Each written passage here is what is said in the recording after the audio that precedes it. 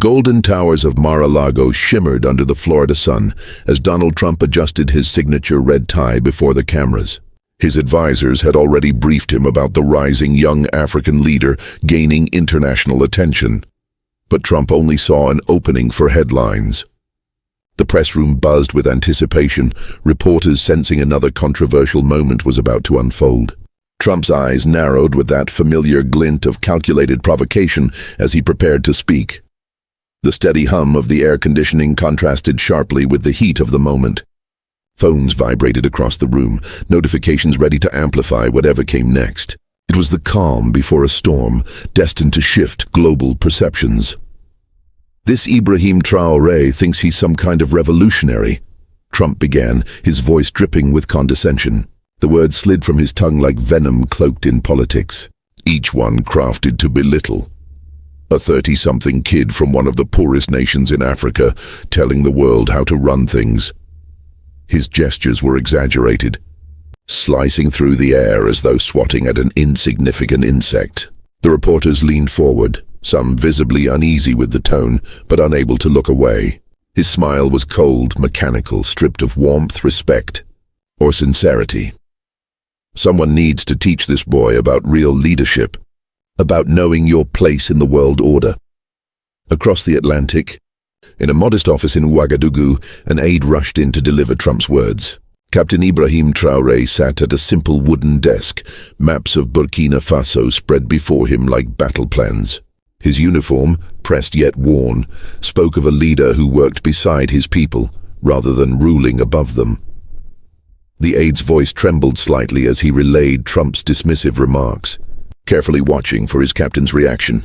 Traoré's jaw tightened almost imperceptibly, but his eyes remained calm, analytical. Overhead, the ceiling fan turned lazily, its rhythmic hum the only sound in the tense room. Outside, the streets of Ouagadougou bustled on, unaware that history was quietly being set in motion. The collective breath of a nation hung in suspense, waiting to see how their revolutionary would respond to this international insult. Social media lit up with defenders of Traoré, yet he himself stayed absent from the digital battlefield. His silence carried more weight than any impulsive tweet or fiery press conference ever could. Across Africa's political circles, phone lines buzzed as leaders debated Washington's brazen disrespect. Some urged immediate retaliation, others counseled restraint, but all watched with sharp interest to see how Burkina Faso would answer. That evening, Traoré sat in his private study, surrounded by books on African history and revolutionary thought. A single lamp cast its glow across pages filled with the struggles of Patrice Lumumba, Thomas Sankara, and other giants who had faced Western hostility. His pen moved steadily, crafting words that would soon reshape the confrontation. The young lion was preparing to remind the older wolf about respect, dignity, and the new Africa. His silence was no weakness, it was preparation. The red earth of Burkina Faso itself told a story of transformation few outsiders grasped. Under Traoré's leadership, forgotten villages now pulsed with new schools and health clinics. Solar panels glittered on rooftops where poverty once reigned, bringing electricity to communities for the first time. Young farmers proudly displayed modern irrigation systems, funded by military budgets redirected toward development. His philosophy was simple. True security came not from foreign bases, but from educated, healthy, and prosperous citizens. French mining firms looked on uneasily as their long-standing contracts faced scrutiny and renegotiation. This was the Africa Trump refused to see, a continent reclaiming its destiny, one village at a time. In Ouagadougou's government halls, ministers worked with urgency born of revolutionary zeal, not bureaucratic routine. Gone were the days of waiting months for foreign aid while children died of preventable diseases. Traoré streamlined decision-making, cutting away colonial-era red tape that had suffocated progress. Local contractors, once ignored in favor of foreign companies, now built roads and bridges with efficiency and pride. The treasury, drained for decades by corruption, was being restored through transparent resource management and the captain's personal integrity. International financial institutions fretted over Burkina Faso's growing independence, but the people celebrated. Numbers told the truth. Literacy was climbing, infant mortality was falling, and national confidence was soaring. The military's transformation was equally striking. What had once been a demoralized colonial remnant was now a disciplined national army. Young soldiers trained not only in warfare but also in engineering, agriculture, and community development. Their green berets became symbols of protection rather than oppression as they dug wells and fought terrorism side by side. Traoré himself often joined their exercises, sweating under the harsh Sahel sun alongside his men. Foreign advisors watched with unease as Burkina Faso reduced its dependence on outside military support. These soldiers knew they defended more than borders. They defended a vision of African sovereignty. Their loyalty was not bought with foreign stipends, but forged through shared sacrifice and national pride. A cultural renaissance accompanied the political revolution. Traditional music and local languages found renewed life in schools and universities. Artists who had once fled to Paris or London returned home, determined to contribute to their country's rebirth. The National Museum, once a sterile display of colonial relics, now pulsed with life. Its halls celebrated authentic Burkinabe heritage and showcased contemporary African art. What had once been glass cases of foreign trophies had become living galleries of indigenous craftsmanship. Music and stories, youth programs flourished, blending ancestral wisdom with cutting-edge technology, creating a generation that carried both pride in its roots and confidence in its future. International critics scoffed, dismissing these changes as cosmetic gestures. But in every village, the laughter of children entering new schools, the songs sung at cultural festivals, and the pride of artisans reclaiming their craft told a different story. This was the backdrop Trump had ignored when he attacked Traoré, a young leader who had already achieved more transformation in a few short years than many achieved in decades. His insult was not just against one man, but against an entire people's remarkable journey toward dignity and self-determination. In New York, the United Nations General Assembly prepared for its annual gathering. The Great Hall, where 193 nations convened beneath the iconic green marble backdrop, buzzed with an intensity rarely seen. News of Trump's remarks about Traoré had spread through diplomatic channels like wildfire, infusing the event with a tension that could be felt in the air. African Union representatives clustered in serious consultations, their faces etched with the gravity of the moment. European diplomats shifted uneasily, torn between their long-standing ties to Washington and the undeniable momentum of Africa's rising leadership. The vast chamber, usually filled with polite diplomatic chatter, now hummed with whispers about sovereignty, respect, and the shifting balance of global power. Media cameras positioned themselves with precision, sensing that this year's speeches would be anything but routine. The world's most prominent stage was about to host a confrontation that could define a new era of international relations. Behind closed doors in the delegates' lounge, veteran ambassadors spoke in hushed tones about the shifting order. That young captain from Burkina Faso holds more moral authority than half the leaders in this building, Ghana's representative murmured to his Nigerian counterpart. French diplomats nervously refreshed their phones, painfully aware that Paris's influence in West Africa was eroding. Chinese envoys observed silently, calculating opportunities to strengthen their hand with Africa's emerging voices. The Russian ambassador leaned back with a knowing smile. He had long understood that American arrogance often bred new adversaries where allies could have been. Even the British, keepers of the old colonial playbook, privately admitted that Traoré represented something unexpected. A generation determined to dismantle inherited hierarchies. Across the world, conference rooms buzzed with emergency meetings. In Addis Ababa, the African Union headquarters transformed into a hive of activity. Leaders coordinated responses, drafting joint strategies to ensure Africa spoke with one dignified voice. South African President Cyril Ramaphosa phoned his peers, urging unity. In Nairobi, Kenyan diplomats worked late into the night, drafting statements of Pan-African solidarity. In Accra, Ghanaian officials prepared speeches centered on mutual respect among nations. ECOWAS convened an emergency session, declaring that an affront to one member was an affront to all. Meanwhile, international law professors debated the precedent being set. What did it mean for world order when a superpower publicly humiliated the leader of a smaller nation? What did it reveal about the fragility of diplomatic norms? The stage was being set for a showdown that would push the boundaries of protocol and test the very concept of international respect. Major news networks recognized the gravity of the moment. CNN, BBC, Al Jazeera, and France 24 cleared prime-time slots, preparing for what promised to be a historic clash between old-world arrogance and new-world dignity. Social media algorithms magnified the drama, feeding millions of users with updates, analysis, and speculation. A global audience was forming in real time, transforming what had begun as a personal insult into a diplomatic crisis. International relations experts filled television studios, analyzing the broader implications for American soft power in Africa. Betting markets in London and New York, ever eager to reduce geopolitics to spectacle, began taking wagers on how Traoré would respond. Academic institutions quietly assembled material, certain that this moment would become a case study in future diplomacy courses. The world waited to see if dignity could outshine arrogance. That moment came when Ibrahim Traoré stepped to the UN podium, his uniform sharp, his presence commanding. The whole fell silent as he began, not with anger but with calm conviction.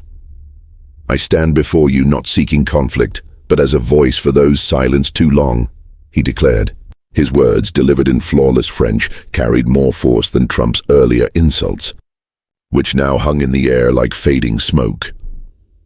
When a leader attacks another for age, geography, or status, it reveals more about themselves than their target, he said, drawing nods from across the assembly. African delegates sat taller, pride swelling as their continent's dignity was restored. He continued, "I was called a boy by someone who mistakes wealth for wisdom and power for principle. But true leadership is not measured by towers or Twitter followers." A ripple of knowing laughter spread through the room. Without raising his voice, Traoré dismantled arrogance with grace.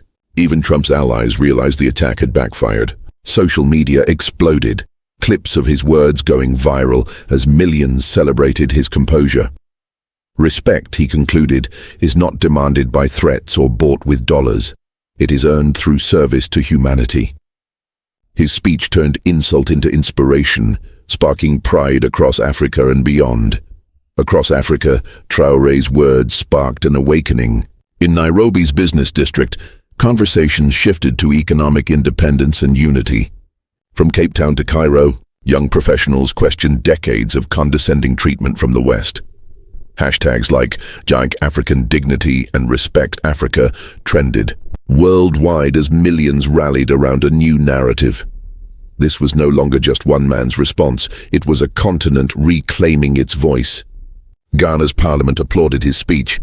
Somalia's president called an emergency cabinet meeting, and Ethiopia saw a surge in flights to Ouagadougou as leaders, investors, and scholars rushed to witness Burkina Faso's transformation. The African Development Bank redirected funding toward local projects, while mining executives in South Africa reconsidered exploitative contracts.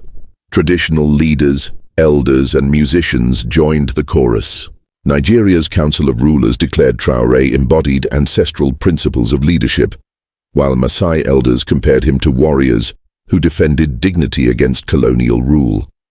New songs celebrated him as a symbol of Pan-African unity. Churches and mosques preached about strength with grace, igniting a cultural renaissance alongside the political one. International observers were stunned. Investment priorities began shifting toward intra-African trade, giving unprecedented momentum to the African Continental Free Trade Agreement. European diplomats warned their capitals of a fundamental shift. U.S. missions reported rising skepticism about American leadership. Traoré's calm response had ignited the very African Renaissance Western powers had long feared. The contrast between leaders became stark. Trump flaunted towers and tweets. Traoré built hospitals, schools and farms. Journalists expecting poverty in Burkina Faso instead found bustling markets and proud citizens. His office walls bore maps of development projects and photos with farmers and soldiers, not gold-plated portraits. Where Trump entertained guests in Mar-a-Lago's opulence, Traoré welcomed dignitaries with local food served in his modest residence. The world began to ask which man truly understood leadership. At press conferences, Traoré spoke fluently about agriculture, literacy and healthcare without notes, proving himself a leader of substance, not spectacle. When asked about Trump's insults, he simply smiled and highlighted Burkina Faso's progress in renewable energy. Experts were stunned. His government had reduced debt while raising social spending through transparent management. Foreign delegations observed cabinet meetings that resembled strategic workshops rather than political theater. His calm competence made Trump's chaos look reckless and unprofessional. While Trump raged on social media, Traoré walked unannounced through markets, speaking with vendors and refusing extra security despite threats. Diplomats admitted they trusted him more than many of their longtime allies. The contrast was undeniable. Trump's presidency left chaos and division, while Traoré's brief leadership had already improved lives and inspired universities to adopt his governance model. What Trump meant as an insult had instead elevated Traoré, exposing the difference between power and true authority. Even in the British Parliament, MPs sat in rare silence as they watched an American president undone by the quiet dignity of an African captain. In London, conservatives loyal to Washington began questioning their blind deference, while Labour MPs argued that moral authority could no longer rest on military or economic might alone. Heated debates erupted over Britain's colonial legacy, and the special relationship suddenly seemed less special when US leadership appeared graceless beside African dignity. In Beijing, Xi Jinping's advisors quietly celebrated, accelerating Belt and Road projects across Africa to fill the vacuum left by America's humiliation. State media backed African dignity while avoiding open attacks, signaling a long-term strategy to reshape alliances. Moscow's response was restrained but triumphant. The Kremlin recognized that Trump had handed them a gift, eroding America's soft power. Russian media, once dismissive of Africa, suddenly praised Burkina Faso's sovereignty as defense planners updated strategies for respectful partnerships. Meanwhile, in Brussels, EU leaders scrambled to contain the fallout. France, burdened by its colonial past, rushed to mend ties, while Germany sought direct engagement with the African Union. Across Europe, governments realized condescension toward Africa was no longer viable. The lesson was unmistakable. In a connected world, respect wasn't just a moral duty, it had become a strategic necessity. The media shift was the clearest sign of how completely Traoré had reshaped global perception. CNN moved from dismissing the clash to dedicating primetime to his leadership philosophy. The BBC highlighted Africa's new unity and confidence, while Al Jazeera exposed Western bias that long underestimated African sophistication. Even French networks, burdened by colonial legacies, scrambled to provide more balanced coverage. On social media, algorithms once amplifying Trump's noise were overtaken by organic support for Traoré's calm dignity. The impact spread into business. US CEOs privately distanced themselves from Trump, recognizing that arrogance damaged soft power and endangered global partnerships. African investors questioned America's credibility, while Wall Street and Silicon Valley acknowledged that respect was now essential for business. Innovation and growth. Military institutions also adapted. West Point and NATO studied Traoré's restraint as a model of strength, while the Naval War College invited African scholars to teach leadership rooted in dignity. Pentagon briefings admitted that arrogance undermined missions where trust mattered more than firepower. Academia followed suit. Harvard launched fellowships on African leadership. Oxford saw record enrollments in African studies, and the London School of Economics built courses around Burkina Faso's example. What began as an insult had evolved into a global rethinking of leadership, respect, and soft power, with Africa at the center. Political science and law schools rewrote their curricula, treating African leadership as a legitimate field of study and sovereignty as a practical necessity. Historians later marked this moment as the turning point when Africa's voice gained permanent resonance in world affairs.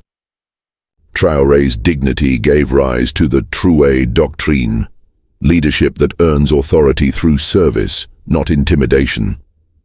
The ripple effects reached far beyond politics. Burkina Faso's exports commanded premium prices.